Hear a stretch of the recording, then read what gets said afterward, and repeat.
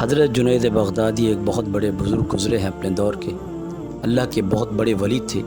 کسی شخص نے انہیں آ کر کہا کہ فلاں شخص آپ کے متعلق غیبت کرتا ہے، آپ کی برائیاں کرتا ہے، اور وہ آپ کے بارے میں لوگوں کے سامنے آپ کی شخصیت پر طنز کرتا ہے، گیلا کرتا ہے۔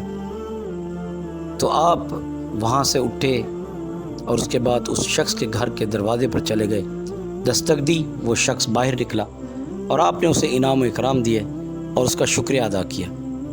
تو جو شخص آپ کی غیبت کرتا تھا، جب آپ نے اسے انعام و اکرام دیے تو وہ شخص دیکھنے لگا اور حیرانگی سے پوچھا کہ یا حضرت، یہ کس چیز کی آپ انعام دے رہے ہیں اور کس چیز کا آپ مجھے مبارکباد دے رہے ہیں؟ تو آپ نے فرمایا کہ میں تجھے ایسی عمل کے لیے انعام دے رہا ہوں کہ کوئی اور شخص وہ عمل نہیں کر سکتا، کہ تو کتنا ہی بھلا انسان بن گیا ہے کہ تو میرے گناہ اپنے سر لے رہا ہے اور اپنی نیکیاں مجھے دے رہا ہے۔ تو وہ شخص حیران ہوا اور کہنے لگا کہ بھلا وہ کیسے؟ تو آپ نے فرمایا کہ تو جب میرا گلہ کرتا ہے، میری غیبت کرتا ہے،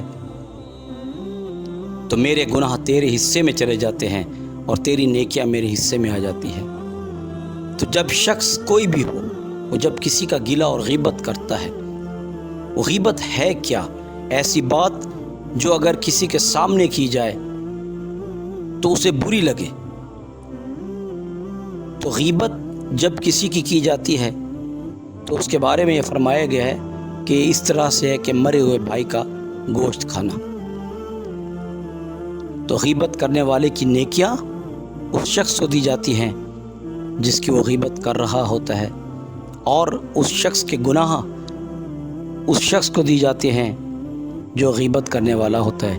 یعنی اللہ تبارک و تعالی غیبت کرنے والے کے اچھے اعمال اس شخص کو دے دیتا ہے کہ جس کی غیبت کی جاتی ہے، اور اس شخص کے برے اعمال اس شخص کو دے دیتا ہے جو غیبت کرتا ہے اس شخص کی۔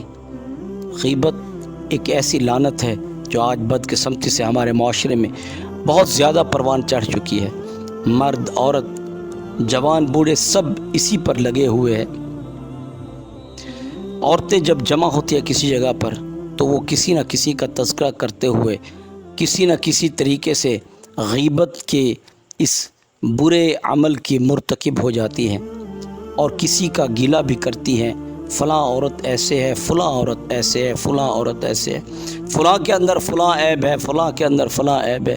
یہ عیب جوئی ان کے اندر نکال رہے ہیں، حالانکہ وہ خود جس کا گلہ کر رہی ہیں، جس کی عیب جوئی کر رہے ہیں، اس کی بجائے وہ خود بھی تو عیب والی ہیں کہ ان کے اندر یہ برائی ہے کہ وہ دوسروں کی برائیاں کرتی پھرتی ہیں اور اپنی طرف نہیں دیکھتی کہ وہ خود ایک ایسا بد عمل کر رہی ہیں جو اللہ کو ناپسند ہے، کہ جو بہت برا عمل ہے۔ غیبت معاشرے میں بگاڑ پیدا کرتی ہے۔ غیبت کی وجہ سے بہت سے معاملات خراب ہوتے ہیں۔ غیبت کی وجہ سے جھوٹ عام ہوتا ہے۔ غیبت کی وجہ سے اچھے لوگوں کی متعلق بھی بری باتیں عام کر دی جاتی ہیں۔ غیبت کی وجہ سے معاشرے میں بے چینی پیدا ہوتی ہے۔ غیبت کی وجہ سے گھروں کے گھر تباہ ہو جاتے ہیں، اجڑ جاتے ہیں، دشمنیاں چلتی ہیں، لوگ ایک دوسرے کے خون کے پیاسے ہو جاتے ہیں بغیر اس بات کی تحقیق کیے ہوئے بسا اوقات کہ جس شخص نے یہ بات کہی ہے کیا وہ صحیح بھی ہے یا نہیں۔ تو ہمیں خود کو غیبت جیسے برے عمل سے بچانا چاہیے۔ غیبت ہمیں جہنم کی طرف لے کر جانے والا عمل ہے۔ غیبت ہمیں برائیوں کی طرف لے جانے والا عمل ہے۔ غیبت ایک دوسرے کے دلوں میں قدورتیں پیدا کرنے والا عمل ہے۔ غیبت برائی اور بدی کی طرف لے جانے والا عمل ہے۔